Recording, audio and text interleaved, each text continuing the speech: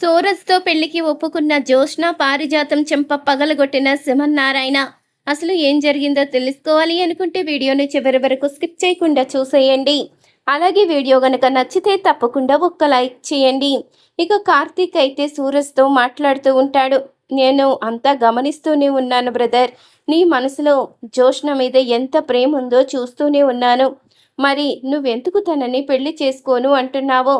పెళ్లికి ఒప్పుకోవచ్చు కదా అంటూ అనంగానే, తనంతట తాను పెళ్లి చేసుకుంటాను అని చెప్పాలి కానీ, నాకు నేనుగా పెళ్లి చేసుకుంటానని చెప్పకూడదు అంటూ సూరజ్ అనంగానే, అది కాదు సూరజ్, అది ఇప్పుడు చాలా మంచిగా మారిపోయింది.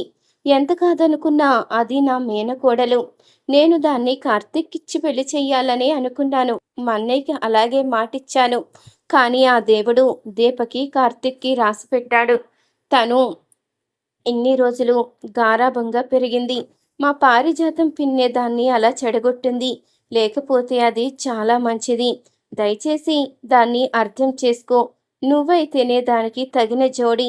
దానిని పెళ్లి చేసుకుని నువ్వు ప్రేమగా చూసుకోవాలన్నదే నా కోరిక. ఎంతైనా అది నా మేనకోడలు కదా! దాని జీవితం బావుండాలని ఒక మేనత్తగా నేను కూడా కోరుకుంటాను కదా సూరజ్! అందుకనే నిన్ను అడుగుతున్నాను. దాన్ని పెళ్లి చేసుకోవడానికి ఒప్పుకో అంటూ అనంగానే, అయ్యో అమ్మా! మీరు ఇంతగా నన్ను అడగవలసిన అవసరం లేదు. జ్యోష్న అంటే నాకు ప్రాణం. తనని పెళ్లి చేసుకుంటే నేనెందుకు ప్రాణంగా చూసుకోను? తనని ఎంతో ప్రేమగా చూసుకుంటాను. కానీ తనని బలవంతంగా పెళ్లి చేసుకుని తన మనసు బాధ పెట్టలేను కదా!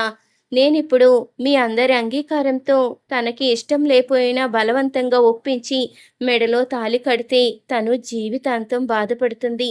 తన ప్రేమ నాకు దక్కాలని కోరుకుంటున్నాను తప్ప, తనకి బలవంతంగా మెడలో తాళి కట్టి నేను తనని దక్కించుకోవాలనుకోవడం లేదు అంటూ సూరజ్ అయితే చెప్తాడు.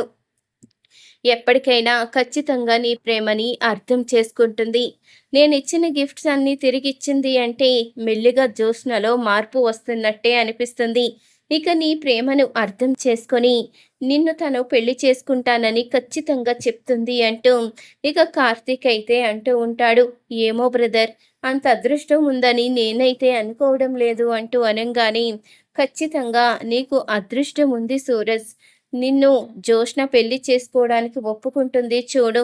ఏమో ఏ సంఘటన జరుగుతుందో, ఏది ఎలా వస్తుందో చెప్పలేం కదా! మీ ఇద్దరికీ రాసిపెట్టుంటే మీ పెళ్ళిని ఎవ్వరూ ఆపలేరు.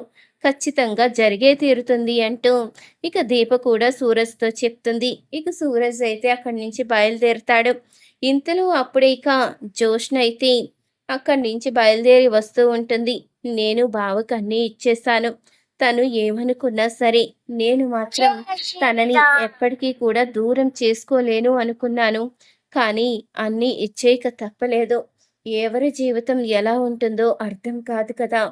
బావకి అంత ఇష్టం లేనప్పుడు నేను మాత్రం ఎందుకు బలవంతంగా తన జీవితంలోకి వెళ్ళాలనుకోవాలి అంటూ ఆలోచిస్తూ, నడుచుకుంటూ వస్తూ ఉంటుంది జ్యోష్న అయితే.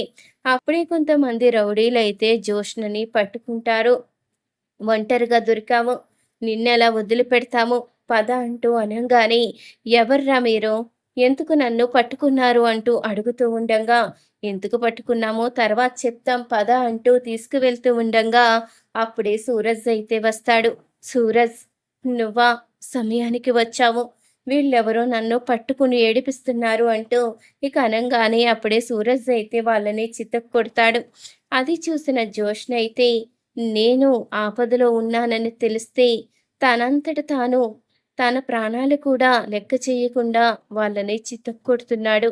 నేను బావని ఎంతగా ప్రేమించినా బావ నన్ను పట్టించుకోలేదు. ఇప్పుడు ఈ సూరజ్ నన్ను ఎంతగా ప్రేమిస్తున్నానని ఎంటపడినా నేను పట్టించుకోకుండా తప్పు చేస్తున్నానా? మనం ప్రేమించే వాళ్ళకన్నా మనల్ని ప్రేమించే వాళ్ళని పెళ్లి చేసుకుంటే మన లైఫ్ ఆనందంగా ఉంటుంది అని చెప్తారు కదా! అదే నిజమేమో! నేను సూరజ్ ప్రేమని అంగీకరిస్తే నా జీవితం బావుంటుందేమో అంటూ జ్యోష్న అయితే నిర్ణయించుకుంటుంది. ఇంతలో ఇక శివన్నారాయణ, అలాగే దశరథ అందరూ మాట్లాడుకుంటూ ఉంటారు. జ్యోష్న ఎప్పటికైనా పెళ్లికి ఒప్పుకుంటే బావుండు. సూరజే తనకి తగినవాడు. కానీ తను పెళ్లికి ఒప్పుకోవడం లేదు అంటూ అనంగానే, అవును మామయ్య గారు. జోష్న గురించే నా దిగులంతా. తను కూడా పెళ్లి చేసుకుని సంతోషంగా ఉండాలని నేను కోరుకుంటున్నాను. కానీ ఇదంతా ఎప్పటికి జరుగుతుందో అర్థం కావడం లేదు. ఎప్పటికి నా కూతురు పెళ్లికి ఒప్పుకుంటుందో, దాని జీవితం ఎప్పటికి బాగుపడుతుందో కూడా తెలియడం లేదు అంటూ సుమిత్ర అయితే అంటూ ఉండంగా, ఇంతలో అప్పుడే ఇక జోష్న అయితే వస్తుంది. మీరు కంగారు పడకండమ్మా. నేను ఖచ్చితంగా పెళ్లికి ఒప్పుకుంటున్నాను. నేను సూరజ్‌ని పెళ్లి చేసుకోవాలి అనుకుంటున్నాను. ఇక మీరు పెళ్లి ఏర్పాట్లు చెయ్యండి. సూరజ్ నన్ను ఎంతగా ఇష్టపడుతున్నాడో తెలుసుకున్నాను.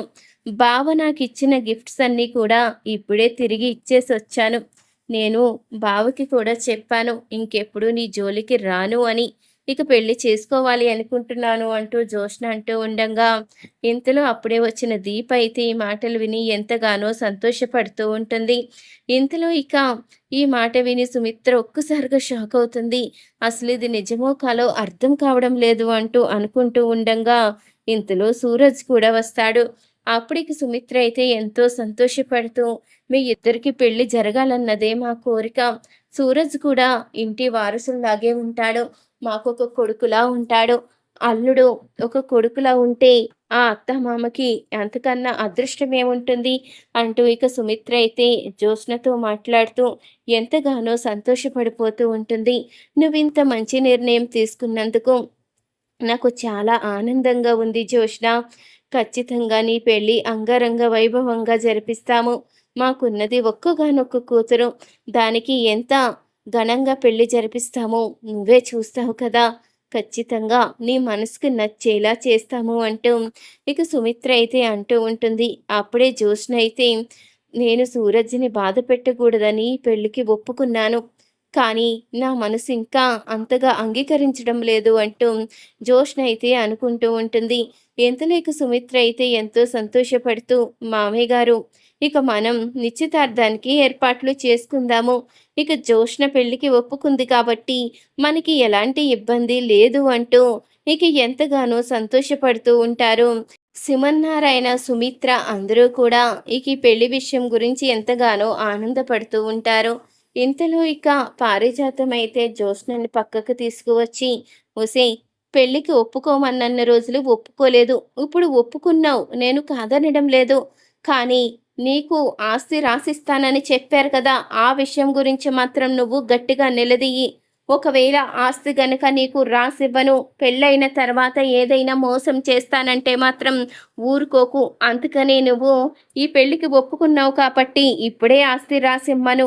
నువ్వు గనుక ధైర్యంగా నిలబడకపోతే నీకు ఆస్తి రాసివ్వడం కాదు కదా! ఏమీ చెయ్యరు. చివరికి బూడిదే మిగులుస్తారు. ఆ దీప వాళ్ళ కన్న కూతురని తెలిసిందో ఇక నీ జీవితం అయిపోయినట్టే. నువ్వే ఇంటి వారసురాల్లా చలమనవ్వాలి. నువ్వే ఈ ఆస్తంతటికి మహారాణిలా ఉండాలి. అందుకనే కదా ఆ రోజు పురుట్లోనే పిల్లల్ని మార్చేశాను. దేపే ఇంటి అసలైన వారసురాలని ఎప్పటికీ తెలియకూడదు. నువ్వే ఇంటి మహారాణిలా ఉండాలి అంటూ పారిజాతమైతే ఇక జ్యోత్స్నతో చెప్తూ ఉంటుంది. నేను కూడా ఆ ప్రయత్నంలోనే ఉన్నాను. నువ్వు మాత్రం మధ్యలో ఏమీ మాట్లాడవలసిన అవసరం లేదు. కాకపోతే సూరజ్ నన్ను ఇష్టపడుతున్నాడన్న ఒకే ఒక కారణంతోనే ఈ పెళ్లికి ఒప్పుకున్నాను అంటూ జ్యోత్స్న అయితే చెప్తూ ఉంటుంది. ఇంతలో ఈ మాటలన్నీ విన్న సింహనారాయణ అయితే పారిజాతం చెంప పగలగొట్టి, దుర్మార్గురాలా, ఇంత అన్యాయం చేస్తావా? నిన్ను నేను ఎలా క్షమిస్తాను? నిన్ను ఎట్టి పరిస్థితిలో క్షమించలేను. నీలాంటిది ఇంట్లోనే ఉండడానికి వీల్లేదు. ఇంట్లో ఏంటి, బయట కూడా ఉండడానికి వీల్లేదు. నిన్ను అరెస్ట్ చేయిస్తాను అంటూ సింహనారాయణ అయితే పారిజాతానికి షాక్ ఇస్తాడు. ఈ వీడియో గనుక నచ్చితే తప్పకుండా ఒక్క లైక్ చేయండి.